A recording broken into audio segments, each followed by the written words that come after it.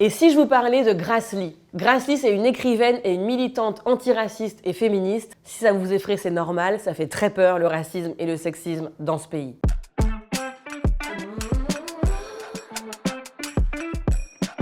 Née de parents sino-cambodgiens qui ont fui la dictature des Khmers rouges dans les années 70, Grace Lee grandit dans les années 80, période pendant laquelle Michel Sardou s'imagine en tant que femme en train de travailler. Gros délire!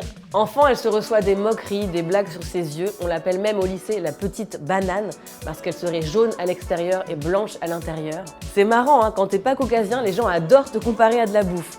On a eu grain de riz, bounty quand t'es noir à l'extérieur et blanc à l'intérieur. Les personnes sont pas racistes, hein, mais elles ont faim.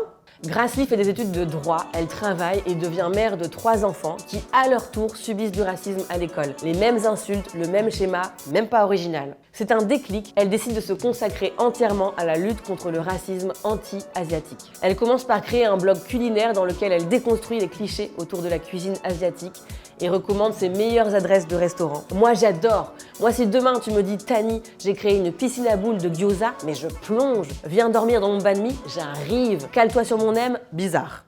Elle crée ensuite une web-série dont le but est de donner la parole aux personnes asiatiques de France. Ça reste entre nous, c'est le nom de la web-série. Vous pouvez évidemment en parler.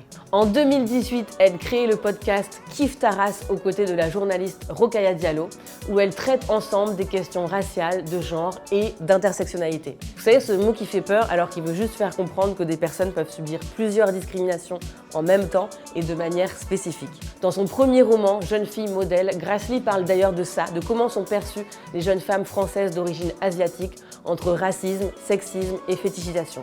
Elles ne sont ni dociles, ni des geishas, ni les futures femmes de Yann Moix.